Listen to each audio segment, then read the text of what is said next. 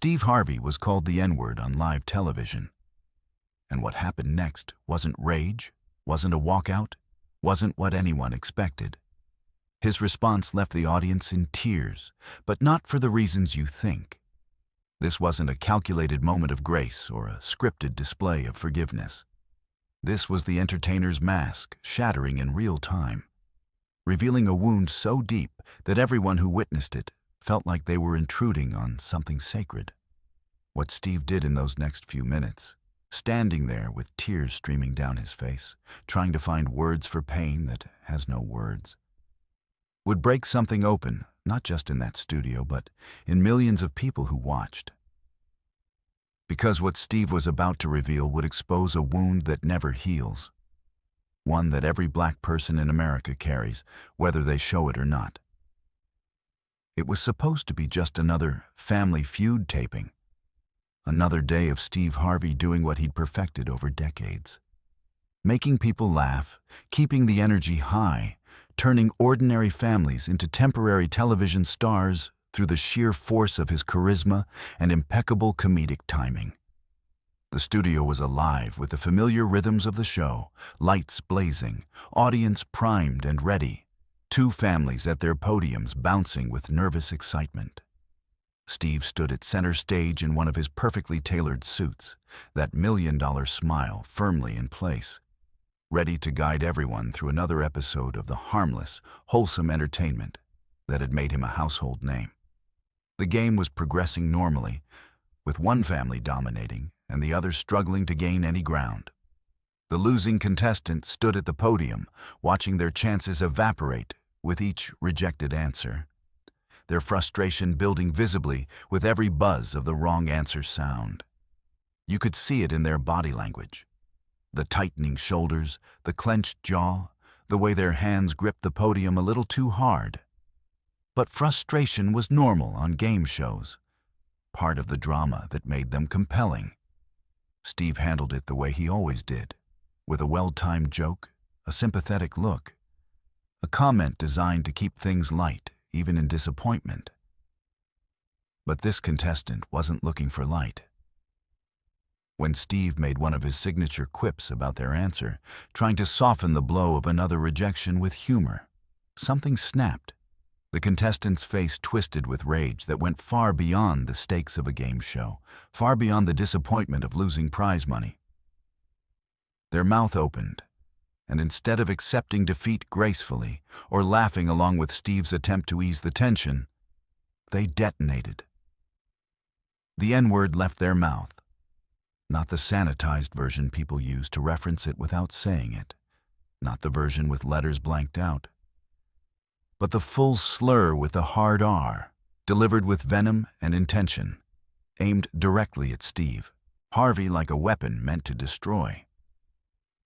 The word didn't just insult, it detonated something inside Steve that had been buried for decades.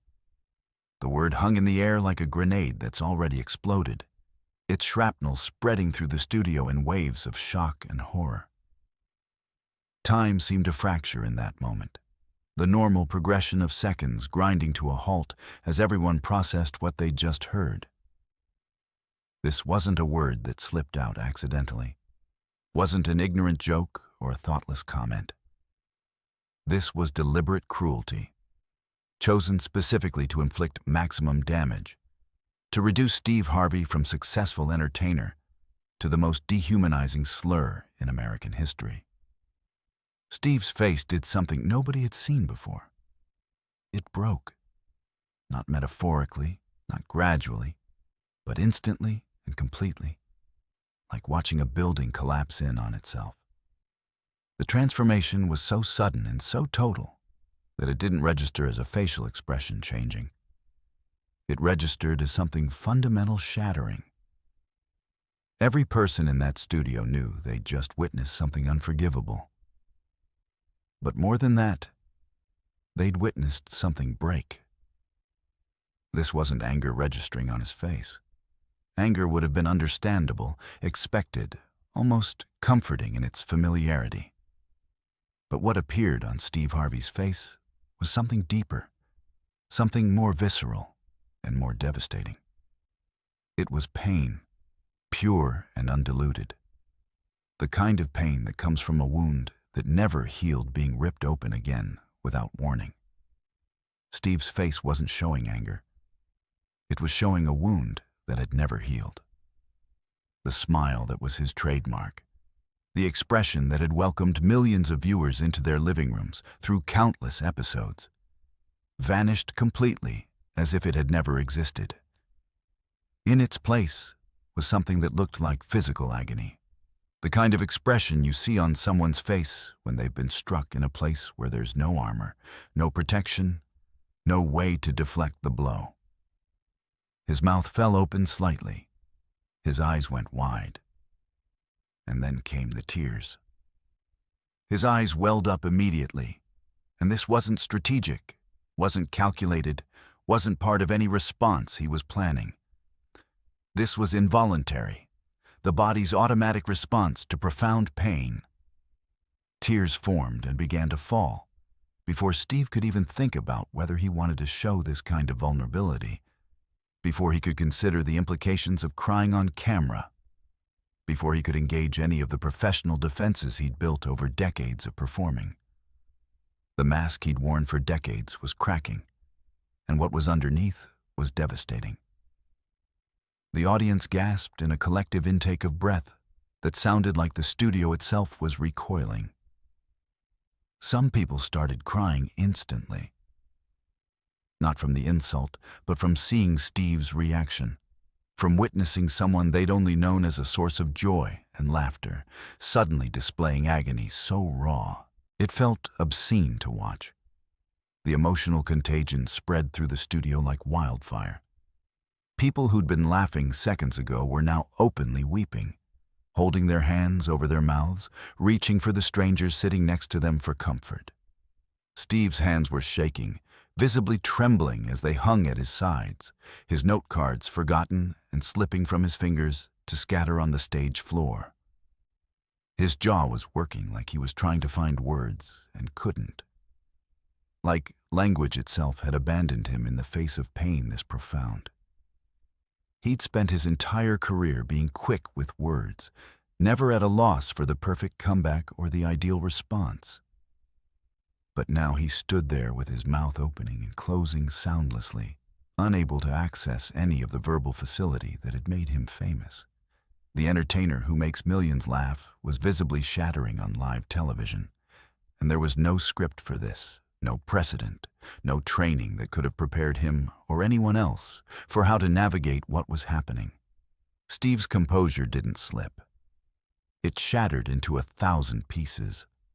The professional persona that could handle hecklers and difficult contestants and unexpected moments with smooth charm had evaporated completely, leaving only a man in profound pain standing exposed in front of hundreds of people and cameras that were capturing every second of his breaking.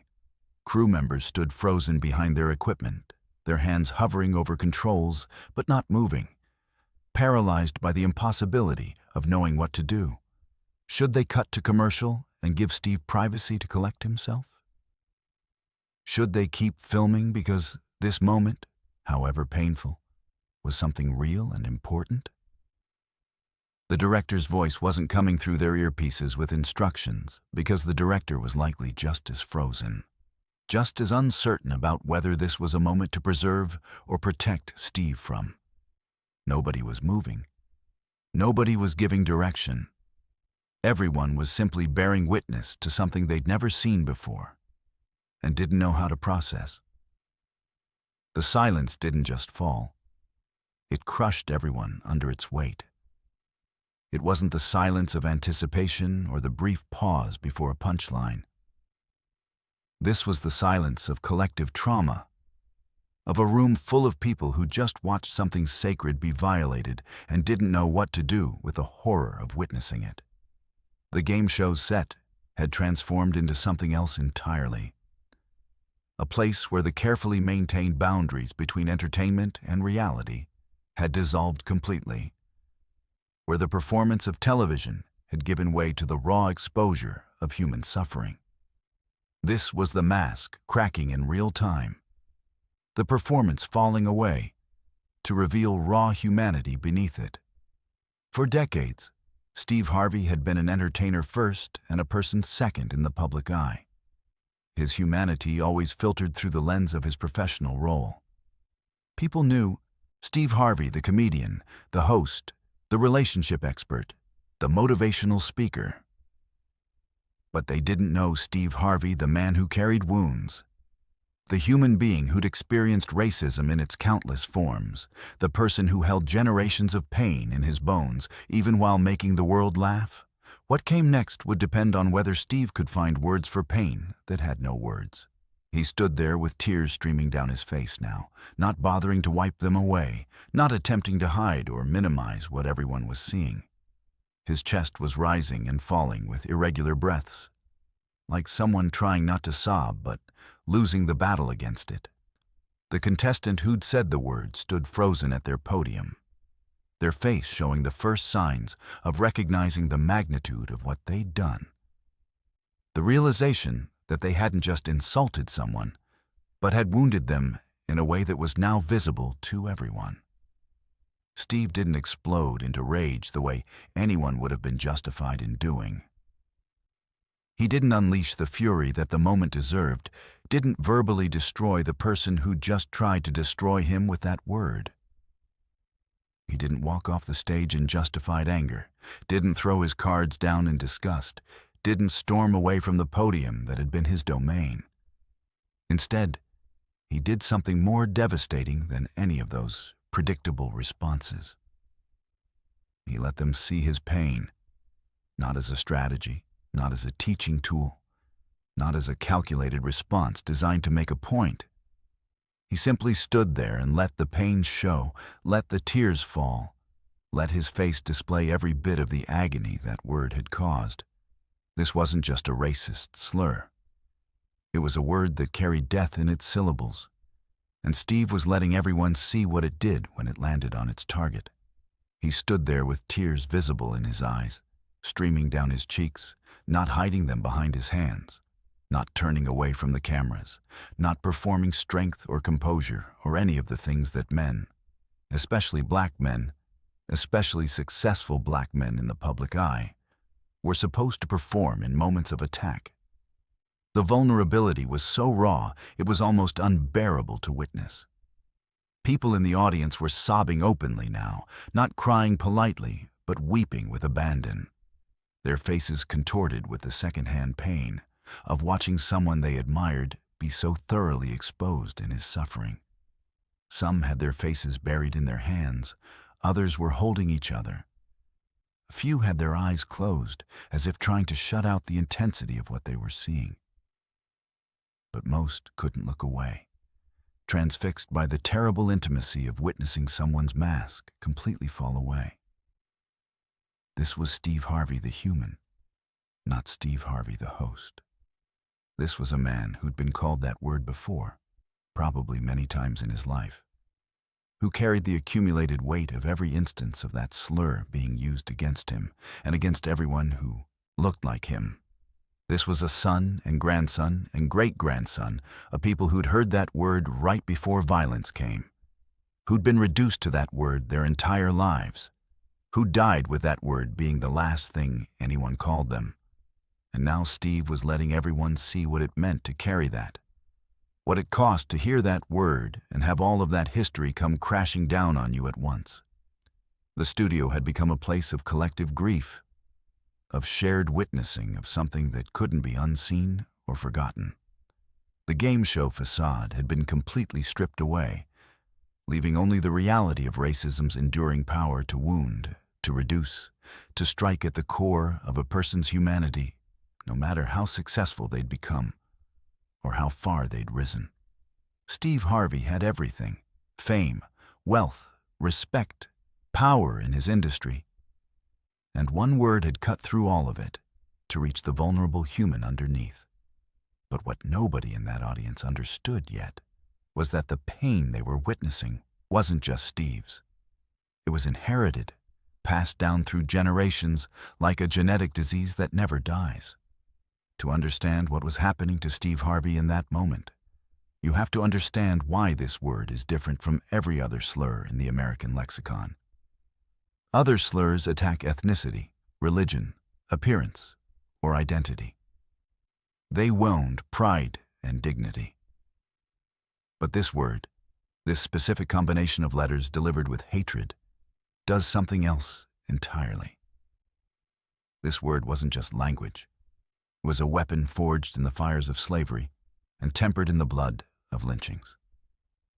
This was the last word countless lynching victims heard before the rope tightened around their necks, before their feet left the ground, before the crowd of white spectators cheered and took photographs to mail as postcards.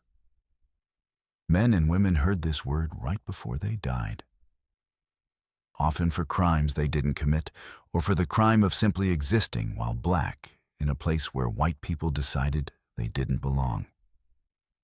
The word was shouted by the lynch mobs, printed on the postcards sold as souvenirs, embedded in the cultural memory of terror that was meant to keep an entire people subjugated through fear of random, sanctioned violence. This was what slave masters called human beings right before the whip came down on their backs, before they were sold away from their children, before they were raped or beaten or worked to death in fields they'd never own. Enslavers used this word to justify treating people as property, to rationalize the horror of owning another human being, to make cruelty feel ordinary and acceptable. The word was the verbal expression of a belief system that considered black people less than human, undeserving of dignity, existing only for the use and profit of white owners. It accompanied every act of violence, every separation of families, every degradation that the institution of slavery inflicted over centuries. This was what was spray-painted on homes before they were burned by the Ku Klux Klan. What was shouted before bombs were thrown through windows of black churches, killing children at Sunday school. What was written in letters threatening black families who dared to move into white neighborhoods. The word marked you for violence, designated you as a target, promised that harm was coming and nobody would be punished for delivering it. It was painted on buildings before they were destroyed, shouted before attacks, used as justification for every act of terrorism that white supremacy inflicted on black communities for generations. This was what police officers said before pulling triggers on unarmed black people, before planting evidence, before delivering beatings while fellow officers stood by and watched. It was what Emmett Till's murderers called him before they tortured and killed a 14-year-old boy for allegedly whistling at a white woman. It was what James Berger heard before white supremacists chained him to the back of a pickup truck and dragged him to death. It was what accompanied countless acts of violence that never made headlines, never resulted in arrests, never received justice, because the word itself was considered justification enough. This word doesn't just insult dignity. It precedes violence, promises death, carries the accumulated weight of every atrocity committed against black people in American history. For Steve, this wasn't just a word. It was every ancestor's final breath. When that contestant spoke it, they weren't just being rude or offensive. They were invoking the entire apparatus of racial terror, whether they understood that or not. They were connecting Steve to every victim of that violence, reminding him that in the eyes of people who use that word, his success meant nothing. His achievements were irrelevant. His humanity was negotiable. Steve's ancestors had heard this word right before unspeakable things happened to them. His great-great-grandparents heard it in the cotton fields before punishment came for working too slowly or looking at a white person the wrong way. His great-grandparents heard it during Jim Crow, when the word accompanied denial of service, threats of violence, and the constant reminder that they existed at the mercy of white tolerance that could be revoked at any moment. His grandparents heard it while navigating a world where that word could get you killed if you didn't respond to it with the appropriate level of deference and submission. In that moment on the Family Feud stage, Steve wasn't just hearing the contestant, he was hearing centuries. The weight pressing down on him wasn't just the insult. It was 400 years of trauma living in his DNA, passed down through generations like a genetic inheritance that couldn't be escaped. He was hearing his grandmother's stories about growing up in Jim Crow South, about the signs that designated which water fountains she could drink from, which doors she could enter, which seats on the bus were meant for people who could be called that word. He was hearing her voice describing the fear that came with that word, the way it meant you had to be careful, had to watch yourself, had to remember that your life could be ended over nothing and nobody would care. He was hearing his grandfather's warnings about staying in his place, about not making white people uncomfortable, about understanding that success as a black person came with invisible limits that could be enforced violently at any moment. Those warnings hadn't been abstract. They'd been survival instructions, passed down from people who'd watched neighbors and friends and family members destroyed for forgetting that the world considered them less than human, for believing their achievements earned them respect, for thinking they could escape the designation that word imposed. He was hearing every ancestor who died with that word in their ears, everyone in his family tree who'd been reduced to that slur their entire lives, who'd had to teach their children to answer to it with subservience because the alternative was death. The accumulated pain of all those people, all those moments, all that systematic dehumanization, it was coursing through Steve's body in that instant, manifesting in the tears that wouldn't stop falling, in the shaking of his hands, in the inability to access the verbal facility that normally came so easily to him. Steve wasn't just crying. He was hemorrhaging decades of suppressed pain. This wasn't just about this moment or this contestant.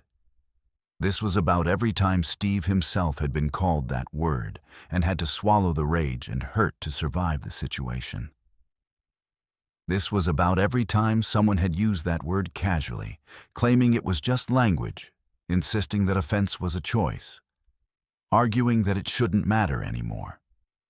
This was about the accumulated weight of living in a country where that word still had power, where it could still reduce you in an instant from respected entertainer to the slur that had justified your ancestors' enslavement. Every black person in that audience felt it too. The inherited wound splitting open. You could see it in their faces, in the way they were crying along with Steve, in the recognition that passed between them and him in that moment of shared trauma. They understood what he was experiencing because they'd experienced versions of it themselves, had carried that same inherited pain, had heard that word or felt its presence hovering in interactions where it wasn't spoken, but was implied. The audience wasn't just witnessing a moment. They were witnessing a soul being flayed open. And for the black people present, it was like watching their own souls be exposed. White audience members were crying too, but their tears came from a different place. From the dawning realization of what that word carried, from beginning to understand intellectually what they'd never had to feel viscerally. They were watching Steve Harvey, a man they knew as successful and powerful and untouchable, be reduced to tears by a word they might have thought was outdated or whose power they'd never fully grasped. They were learning in real time what it meant that some words weren't just offensive, but were weighted with the kind of historical trauma that could break someone who'd seemed unbreakable. Steve was drowning in generational pain, and everyone was watching him go under. His breathing was ragged, his whole body shaking with the effort of trying to maintain any composure at all. The tears weren't slowing. They were coming harder, faster, like a dam had broken, and decades of carefully controlled emotion were flooding out beyond his ability to stop them. He was caught in a riptide of inherited trauma, being pulled under by the weight of everything that word represented, everything it had meant to his ancestors, everything it still meant in a world that claimed to have moved past such things, but clearly hadn't. What he didn't know was whether he could surface again, whether words existed for this kind of hurt. How do you explain to someone who's never experienced it what it feels like to be reduced to that word? How do you articulate the way it reaches into your chest and twists something fundamental? The way it connects you instantly to every ancestor who suffered. The way it reminds you that no matter what you achieve, some people will always see you as that word and everything it implies about your worth and your humanity. Steve's jaw was still working, his mouth opening as if trying to form words, but nothing emerging except gasping breaths and suppressed sobs. The studio remained in that crushing silence, everyone frozen, waiting to see if he could pull himself together enough to respond, or if this moment had broken him beyond his ability to continue. The contestants stood at their podium, looking like they were beginning to understand the gravity of what they'd unleashed. Their face showing horror, mixed with the kind of realization that comes too late to undo anything. The game show set, which had seen countless moments of joy and laughter and harmless competition, had become the site of something entirely different. A public reckoning with the enduring power of America's original sin to wound people generations removed from slavery, but still carrying its trauma in their bodies. Steve Harvey wasn't just one man crying on television. He was a conduit for centuries of pain, a vessel through which generational trauma was expressing itself for everyone to witness. And then, after what felt like an eternity of watching Steve struggle to compose himself, after watching him battle visibly with whether he could speak at all or whether the pain was too overwhelming, something shifted. Steve found his voice, but it was broken, shaking, barely recognizable as the confident baritone that usually commanded the stage. He was going to try to explain something that shouldn't need explaining, was going to attempt to put into words what that word meant and why it had destroyed his composure so completely. The courage this required was staggering. Steve was going to have to educate from his deepest wound, teach while actively bleeding, explain his own trauma to the person who just inflicted it and to everyone watching. He was going to have to transform his private agony into public education, was going to have to perform the labor of making his pain legible to people who might never understand it otherwise. And he was going to have to do all of this while tears still streamed down his face, while his voice still broke, while his hands still shook. Because what Steve was about to do would require more strength than staying silent. He was going to teach while bleeding, explain while breaking, educate from the epicenter of his pain. Steve Harvey began to speak, and the sound that came out was barely recognizable as the voice that had commanded stages for decades. It was broken, shaking, cracking on nearly every syllable like something fragile trying to hold weight it wasn't designed to bear. He told the contestant and the audience that they needed to understand something. That what had just happened wasn't something that could be brushed aside or moved past quickly. His words came wrapped in visible agony, each sentence seeming to cost him something to produce, each phrase extracted from somewhere deep and wounded. He made clear that he wasn't going to yell, wasn't going to unleash the rage that would have been completely justified, wasn't going to do what anger demanded. Instead, he was going to explain. But the explanation wasn't going to come easily or cleanly. It was going to emerge through tears, through breaking voice, through pauses where he had to collect himself enough to continue. Every word Steve spoke was soaked in pain, so deep it had no bottom. Steve began talking about his grandmother, his voice fracturing as he described the woman who'd raised him with warnings about that word, who taught him what it meant when white people used it. He explained that she'd told him stories about growing up in a time when hearing that word meant you were in danger, meant you needed to make yourself small and submissive, meant violence could be coming and there would be no protection or justice. His grandmother had heard that word before seeing terrible things happen to people she loved. And she'd passed those warnings down to her grandson because the danger hadn't disappeared. It had just evolved, taken new forms, learned to hide better while remaining just as lethal. His parents had given him the same warnings, Steve continued, his hands gripping the podium now for support as his body shook with the effort of staying upright and coherent.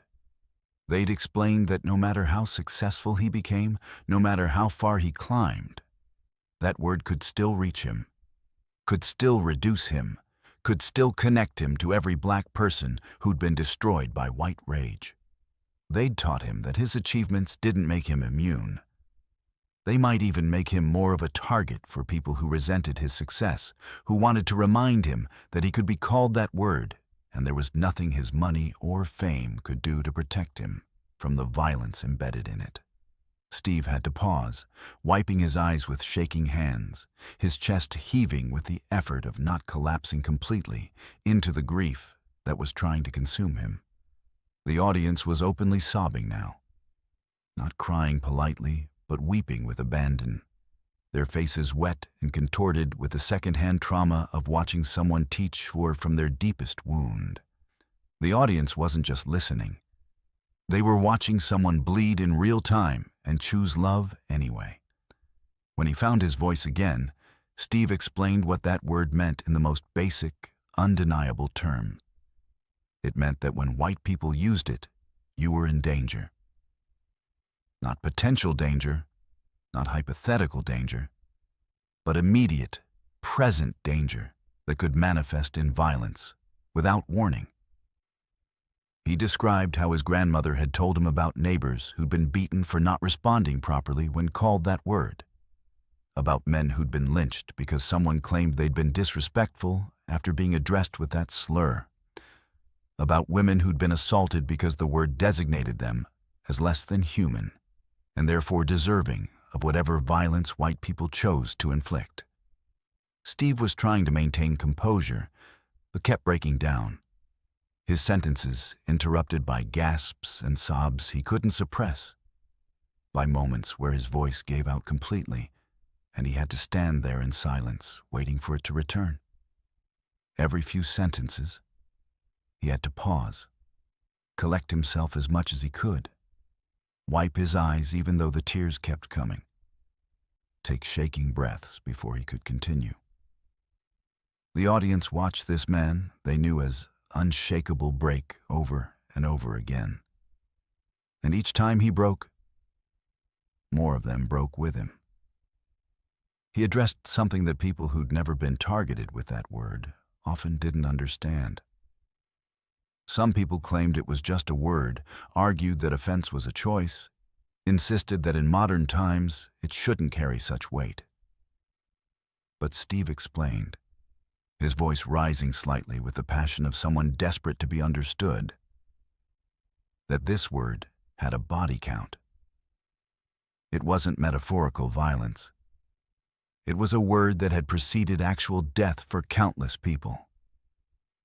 Lynching victims heard it before the rope. Enslaved people heard it before the whip.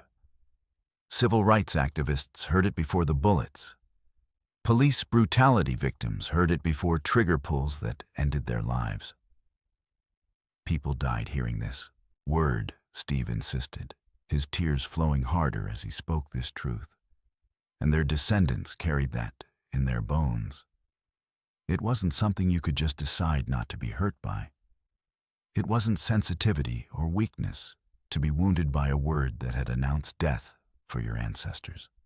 The trauma was inherited, passed down through generations, living in the DNA of Black Americans who'd never been enslaved themselves, but who carried the accumulated pain of everyone who had been. Steve wasn't just speaking, he was excavating centuries of buried anguish with his bare hands. He explained why this word could never be reclaimed or neutralized, why efforts to take away its power by using it casually missed the fundamental nature of what it was. Other slurs referred to identity or origin. They were about who you were. But this word was about what had been done to your ancestors and what could still be done to you. It was threat and history and trauma all condensed into syllables.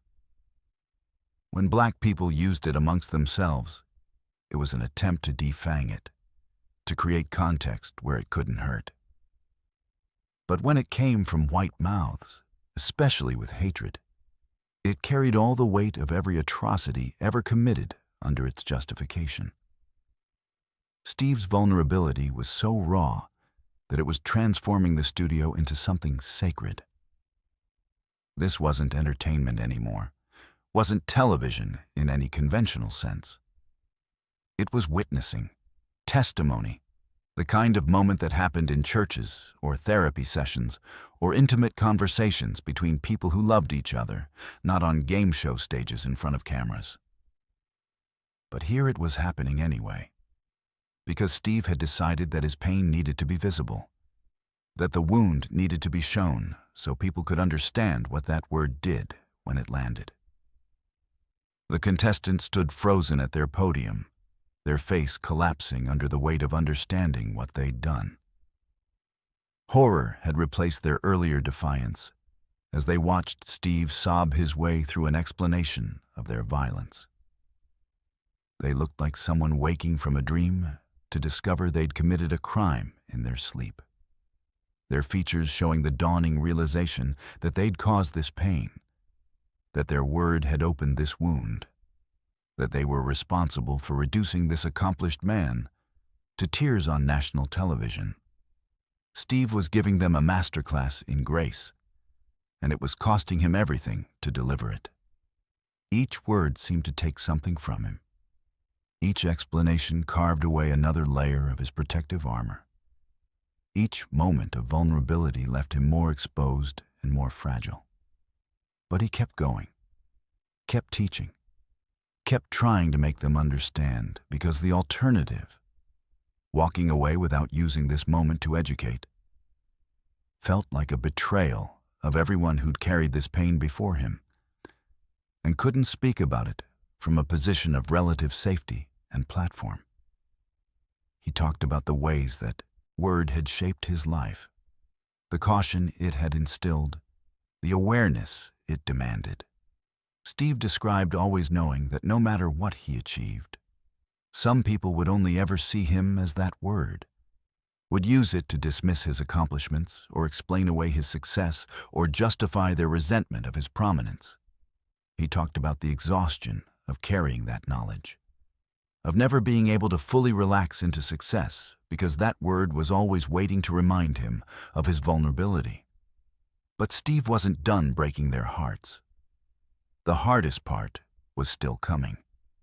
After laying bare the historical weight and personal impact of that word, after teaching through tears about inherited trauma and the body count of language, after making everyone in that studio feel the full weight of 400 years of pain, Steve did something that shocked everyone. His vulnerability wasn't just brave, it was sacrificial, offering up his deepest wound for others' education. He looked at the contestant directly, his eyes red and swollen, his face still wet with tears, and he made a choice that seemed to defy everything the moment had been building toward. Steve told them that he forgave them. The words came out quiet and broken, almost lost in the emotional chaos of the studio. But they were clear enough. He forgave them. But his forgiveness came with a condition, delivered firmly despite the shake in his voice. They had to understand, truly understand, what they'd done. Not just apologize reflexively or feel bad in the moment, but actually grasp the weight of the word they'd used, the history it carried, the wound it opened. Steve told them they needed to learn about that history, needed to sit with the discomfort of knowing they'd used a word that had preceded death, needed to carry forward the understanding that language had power, and that word had more power than most because it was built on centuries of violence. The audience was crying harder because they were witnessing impossible grace. After everything Steve had just explained, after showing them the depth of his pain and the historical trauma embedded in that word, after making visible the wound that never heals, he was choosing to forgive rather than destroy. This wasn't just forgiveness. It was grace so profound, it defied human understanding. It was Steve deciding that even in his agony, even while still actively crying from the pain of what had been said, he would extend humanity to someone who'd tried to strip his away. He extended grace while still holding them accountable for the wound they'd opened. The forgiveness wasn't cheap or easy or a bypassing of the harm done. Steve made clear that the contestant had to do work, had to educate themselves, had to ensure they never used that word again, and understood why. The grace came with demands, with expectations, with the insistence that forgiveness didn't mean the wound hadn't been real, or that the contestant got to walk away unchanged. Steve told them and everyone watching that this was the choice he was making. To forgive not because the offense was small, but because carrying hatred for them would only wound him further. He explained that his ancestors had survived by finding ways to maintain their humanity, even when others tried to strip it away. And he was choosing to honor them by not letting this moment turn him into something he wasn't. His voice was still shaking, his tears still falling. But there was strength emerging through the vulnerability, a core of steel underneath all the pain. He talked about his responsibility to model something different, to show that being wounded didn't require wounding back, that feeling profound pain didn't have to metastasize into hatred. Steve acknowledged that rage would be justified, that destroying the contestant verbally would be understandable, that walking away would be his right. But he was choosing a different path, the harder path, the one that required him to stay vulnerable while offering grace. The contestant was weeping now too, apologizing through sobs that seemed genuine, thanking Steve for forgiveness they clearly felt they didn't deserve. Their family members were crying, the audience was crying, crew members behind cameras were wiping their eyes. The studio had become a place of collective catharsis, of witnessing someone transform their deepest pain into teaching and then into grace. Steve had turned his deepest pain into the most profound teaching moment anyone in that studio had ever witnessed. He'd chosen to educate rather than destroy, even while visibly breaking, even while still in the acute phase of his trauma response. He'd done what seemed impossible. He'd taken the word that carried death in its syllables and used the moment of being attacked with it to teach about its power, its history, its ongoing capacity to wound. And then he'd gone further, extending forgiveness that felt superhuman in its generosity. The game show was forgotten completely. Nobody was thinking about points or prizes or which family would win. They were all participating in something that television rarely captured: genuine human transformation happening in real time. Steve Harvey had shown them what it looked like to be profoundly wounded and choose grace anyway. To bleed and teach simultaneously, to break and somehow become stronger through the breaking. But the most devastating part wasn't what Steve said. It was what happened after, when the weight of what the audience had witnessed fully hit them. The cameras captured what happened in the audience after Steve extended his forgiveness. And what they recorded wasn't the controlled emotional response typical of television audiences. Nearly everyone was crying, not the single tear rolling down a cheek kind of crying that looks cinematic and contained, but the ugly, uncontrolled sobbing that comes from something fundamental, breaking open inside you. The audience didn't just cry, they collectively shattered. These weren't polite tears dabbed away with tissues while trying to maintain composure. People were sobbing with their whole bodies, their faces contorted with grief and empathy and recognition. Some were bent over in their seats, their hands covering their faces, their shoulders shaking with the force of their weeping. Others had given up trying to contain it at all and sat with tears streaming freely, their faces tilted upward as if seeking some relief from the emotional weight pressing down on them. Strangers were holding each other, reaching across aisles to grasp hands or put arms around people they'd never met before this moment, united by bearing witness to something that had broken through every social barrier and defense mechanism. White audience members were experiencing something many had never felt before: the visceral, emotional understanding of what racism did, rather than just the intellectual awareness that it was bad. Their tears came from confronting their own complicity, their own ignorance, the ways they'd been able to go through life never having to think about what that word meant because it had never been aimed at them. Some looked genuinely shaken, their worldview cracking as they processed what they'd just witnessed, understanding for perhaps the first time that this wasn't about political correctness or sensitivity, but about a wound so deep it could reduce a powerful, successful man to tears in front of millions. They were crying because they'd watched Steve Harvey, someone they knew as confident, funny, in control, be completely destroyed by a word they might have thought was outdated or whose power they'd never fully grasped. They were realizing that their ignorance hadn't been innocent, that not understanding the weight of that word didn't absolve them of responsibility for learning about it. Some were confronting memories of times they'd remained silent when others used that word, times they'd laughed uncomfortably or looked away. Times they'd prioritized their own comfort over standing against the kind of violence they'd just seen inflicted. Black audience members were crying from a different place, from recognition, from feeling seen in ways they rarely experienced in spaces dominated by white comfort. They were recognizing their own trauma in Steve's face, seeing their own experiences reflected in his tears, feeling the validation of watching someone with a platform make visible the pain they carried silently every day. His vulnerability gave them permission to acknowledge their own wounds, to stop pretending that word didn't hurt when it did, to release some of the pain they'd been holding in isolation. Some Black audience members were crying because they remembered the first time they'd been called that word, the shock and shame and hurt of it, the way it had made them feel small and powerless and afraid. Others were crying because they were thinking about their children, worrying about when they'd hear that word directed at them, knowing that no amount of success or achievement or respectability would protect them from that particular violence. Some were crying for their ancestors, for everyone who'd heard that word right before something terrible happened, and couldn't speak about their pain because survival required silence.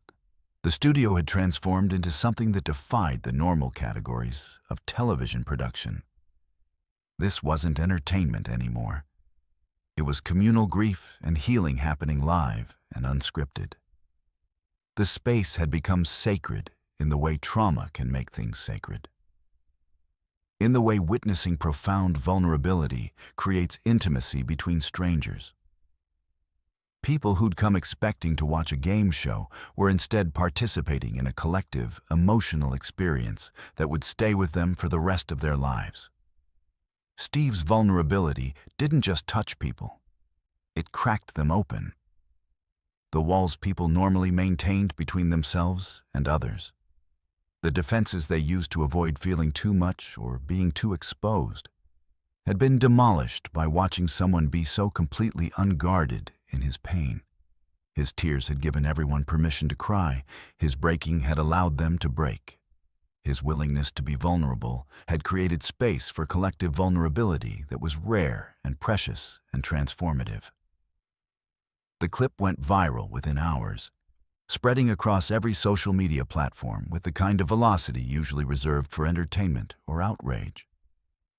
But the response was different from typical controversy. People weren't debating whether Steve's reaction was justified or whether he'd handled it correctly. They weren't arguing about who was right or wrong, weren't taking sides or defending positions. Instead, they were processing, crying while watching their screens, sharing their own trauma in response to witnessing his. White people were posting about finally understanding why that word was different from other slurs, describing how watching Steve break had taught them something that years of reading or intellectual discussion hadn't conveyed. They wrote about feeling ashamed of their previous ignorance, about recognizing that they'd been able to remain ignorant because the violence of that word had never touched them personally. Some shared stories about times they'd heard that word used casually and hadn't understood the severity of it, expressing regret for their silence or complicity. Black people were sharing stories about the first time they'd been called that word, the memories flooding back as they watched Steve experience what they'd experienced. The comment sections filled with testimonies. Being called that word on a playground, hearing it shouted from a passing car, having it used by a teacher or boss or stranger who wanted to remind them of their place. People described the shame they'd felt, the way it had made them question their worth, the years it had taken to process the trauma of being reduced to that slur. Steve's tears had opened a floodgate for others to finally speak about pain they'd been carrying silently. But not everyone was moved by what they'd witnessed. The backlash was immediate and cruel, coming from people who interpreted Steve's vulnerability as weakness rather than courage. Some accused him of being too emotional, too sensitive, of overreacting to what they insisted was just a word.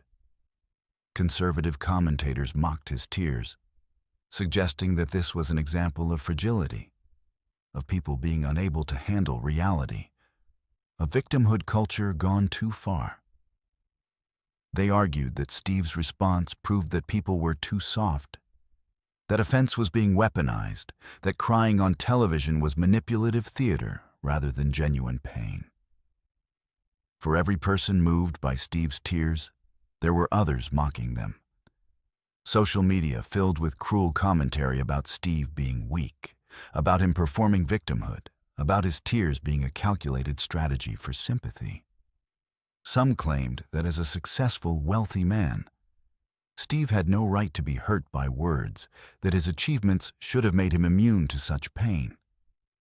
Others insisted that by crying, Steve had embarrassed black men, had reinforced stereotypes about emotional instability, had shown weakness that would be used against his community. Critics said he should have been stronger, shouldn't have cried on television, should have maintained the composure expected of men, especially black men in public spaces. They argued that showing that much vulnerability was unprofessional, that hosts should be able to handle any situation without breaking down, that Steve had violated some unspoken rule about maintaining emotional control regardless of provocation. The masculine expectation that men never cry publicly, combined with racial expectations that black men especially show no weakness, created a chorus of voices insisting Steve had failed some test of strength. Others said his tears were manipulative, performative, designed to generate sympathy and deflect from some imagined failing. They claimed that Steve had cried strategically to make the contestant look worse, to position himself as a victim, to manufacture emotional content for viral potential. These critics couldn't or wouldn't accept that the tears were genuine, that sometimes pain is simply pain rather than performance, that vulnerability can be authentic rather than calculated. Steve was paying the price for vulnerability. Ridicule, accusations, doubt from people who couldn't conceive that showing emotion was itself a form of courage. He was dealing with the aftermath in private, experiencing what could be called vulnerability hangover, the morning after regret and exposure that comes from having shown so much of yourself to the world. There were nights he regretted crying, regretted showing that much of himself to millions of people who would judge him for it, wondered if he'd made a terrible mistake by letting his mask fall away so completely. He questioned whether crying had made him look weak in ways that would undermine his career, whether showing that much pain would make people uncomfortable with him, whether he'd violated the unspoken contract between entertainer and audience by exposing his humanity so rawly. Steve wondered if he should have been stronger, should have swallowed the tears, should have maintained the professional facade that had served him so well for so long. The criticism from people mocking his tears compounded the original wound, making him second-guess the vulnerability that had felt unavoidable in the moment. There were nights he lay awake wondering if he'd shown too much, if crying on television had damaged his brand or credibility, if people would now see him as fragile or overly emotional or unable to handle pressure. The masculine conditioning that taught men to hide pain was warring with the part of him that knew his tears had been honest and maybe even necessary. The professional concern about maintaining his image clashed with the human need to have his pain acknowledged rather than mocked. And then something started happening that nobody expected. Beneath the noise of criticism and mockery, a different response was building, one that would prove more powerful and lasting than the backlash.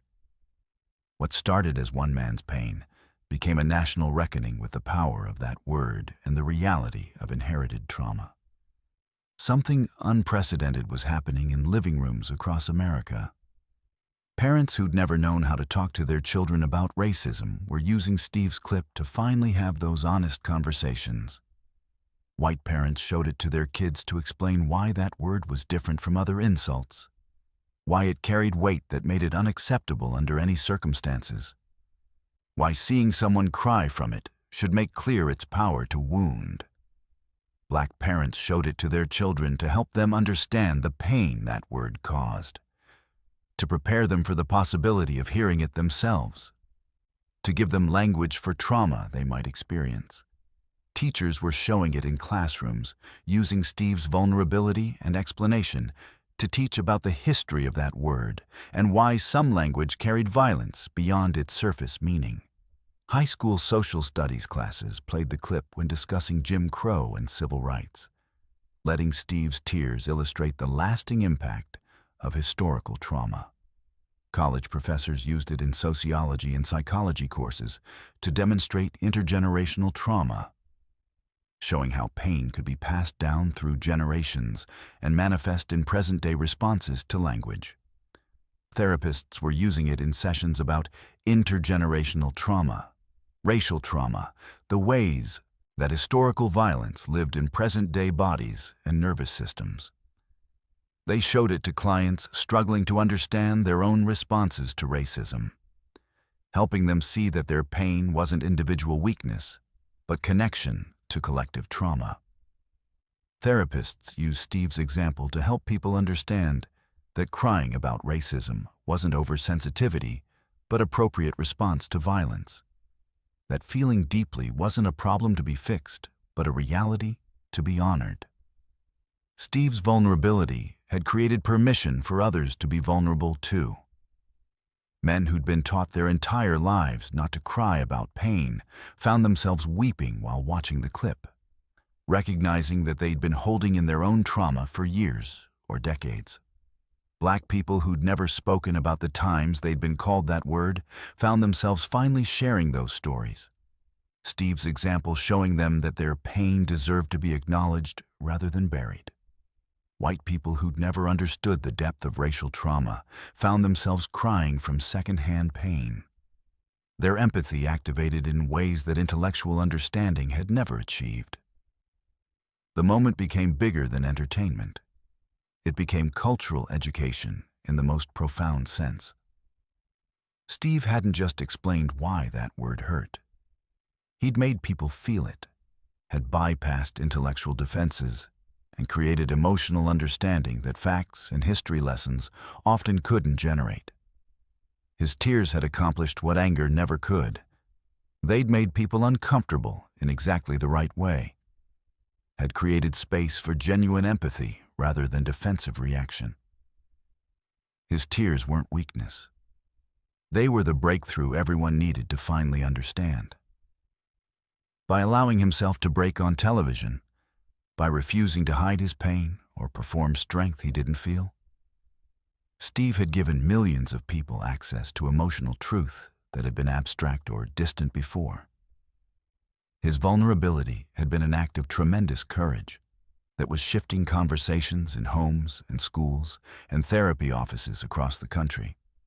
Because what nobody realized yet was that Steve's moment of breaking would become the moment that broke through decades of avoidance and finally made people feel what they needed to feel.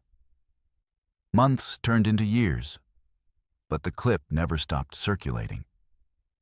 It had a permanence that most viral moments never achieved, resurfacing during racial justice movements when people needed to explain the weight of that word, appearing in conversations about trauma when someone needed an example of inherited pain made visible, shared in classrooms and therapy offices and living rooms whenever the discussion turned to why some language carried violence beyond its surface meaning. The moment had transcended its original context, becoming a cultural touchstone for understanding emotional truth about racism.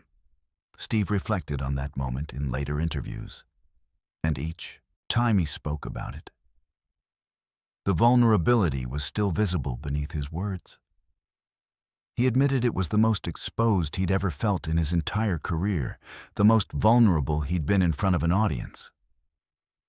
He described the cost of letting people see him break so completely, the way it had stripped away every protective layer he'd built over decades in entertainment. Steve had spent his life learning how to perform confidence, how to project strength, how to be the person who made others feel better. In that moment, all of that had dissolved, leaving only raw humanity that couldn't be controlled or contained. But he also described what it unlocked in himself and in others. Steve talked about how crying on television had freed something in him that he hadn't realized was trapped. How showing that level of vulnerability had made it possible for him to be more authentic in every area of his life afterward. The mask hadn't just cracked. It had shattered in a way that made wearing it again feel impossible and unnecessary. He'd discovered that people connected more deeply with his humanity than with his performance of invulnerability. But the cost of that vulnerability haunted Steve for years in ways the celebrating public didn't see. He revealed that there had been consequences to that moment of breaking, that not everyone in the industry had viewed his tears as courageous. Some industry people told him privately that he'd lost credibility, that crying had made him look too emotional for the kind of professional hosting roles that required unflappable composure. Executives expressed concern that audiences might not trust him to maintain control in difficult situations, that his breakdown, however justified, had raised questions about his ability to handle pressure. Steve worried his career might suffer from showing what some people interpreted as weakness on television. There were moments when opportunities seemed to dry up, when calls that should have come didn't, when he wondered if his tears had made him seem unreliable or unstable in the eyes of gatekeepers who valued emotional restraint above authenticity. The masculine expectation that men, especially black men, never cry publicly had collided with the professional expectation that hosts maintain composure no matter what. And Steve had violated both simultaneously. There were nights he wondered if crying had been the biggest mistake of his career, if showing that much of himself had damaged his brand irreparably. The criticism was relentless from certain corners.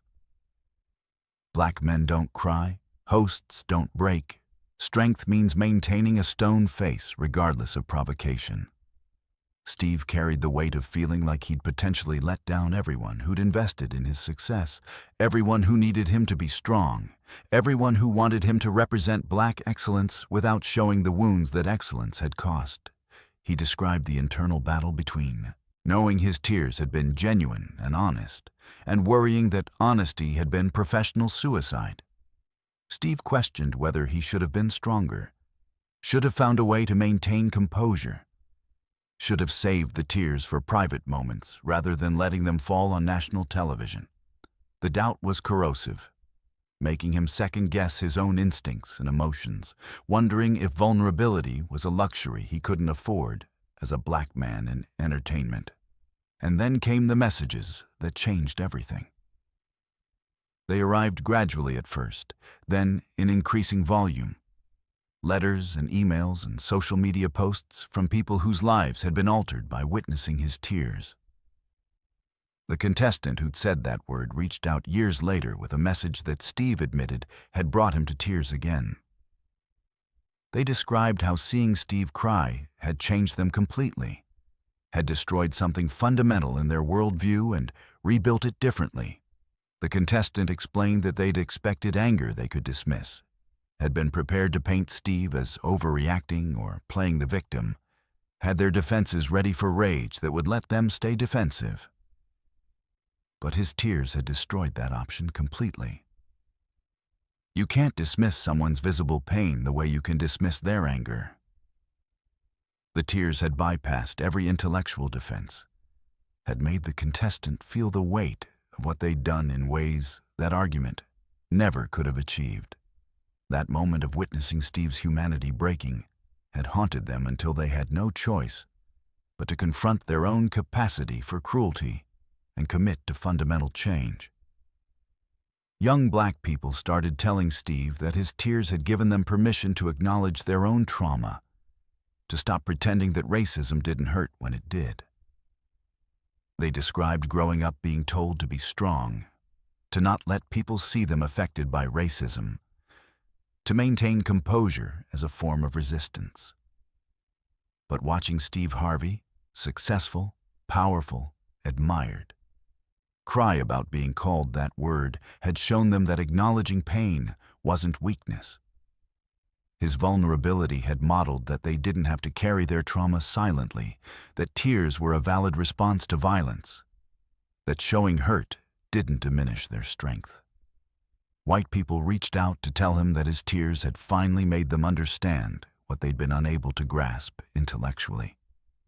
They'd read about racism, studied history, listened to explanations. But something about watching Steve break had reached them in ways that facts never had. His visible pain had made abstract knowledge visceral and immediate, had transformed intellectual awareness into emotional comprehension that changed how they moved through the world. Steve's tears hadn't just moved people. They'd fundamentally rewired how millions understood racism. Steve's legacy became something he never could have predicted or planned. He became known as the man who was brave enough to cry about racism on television, not the funniest host or the most successful comedian or the relationship expert, though he remained all those things, but the person who'd proven that vulnerability wasn't weakness, but the ultimate form of courage. His willingness to shatter on camera had given permission for countless others to acknowledge their own breaking points, their own wounds, their own inherited trauma. He proved that vulnerability isn't weakness. It's the ultimate courage, requiring more strength than maintaining composure ever could. By letting his mask shatter, by showing his inherited wound, by crying on live television, Steve had done something that seemed impossible before he did it. He'd made millions of people finally feel the weight of a word they'd been able to ignore or minimize or dismiss as just language. His vulnerability wasn't just brave. It was revolutionary, transforming conversations about racism from intellectual debates into emotional reckonings. Steve stood by his choice when reflecting on it years later, his conviction stronger than his earlier doubts. He explained that people needed to see that it hurt, needed to witness that racism wasn't abstract, but personal and painful and real. His tears had accomplished what anger never could. They'd created space for empathy rather than defensiveness, had invited people into understanding rather than pushing them into argument. You can dismiss someone's anger as overreaction, but you can't dismiss visible pain without revealing something ugly about yourself. Steve's vulnerability had bypassed intellectual defenses and hit emotional truth directly, had reached parts of people that rhetoric and logic couldn't access. By showing his pain rather than just explaining it, by letting people witness his breaking rather than describing it, he'd created a moment of genuine connection that transcended the usual barriers between people. His tears had been an invitation to feel with him rather than a demand to agree with him. and that invitation had proven impossible for most people to refuse. This wasn't just a legacy moment. It was the moment that proved tears could be more powerful than rage, that vulnerability could accomplish what aggression never could, that showing wounds rather than weapons could be the most effective form of resistance. Steve Harvey hadn't just responded to racism that day. He'd made people feel it, witness it, carry it for just a moment in ways that would stay with them forever. And sometimes, making people feel is more powerful than making them think. Facts can be debated, arguments can be countered, anger can be dismissed. But emotion, genuine, visible, undeniable emotion, reaches people in places they can't defend. Steve's tears had reached millions in that undefended place, had planted seeds of empathy and understanding that would grow in ways he'd never fully know.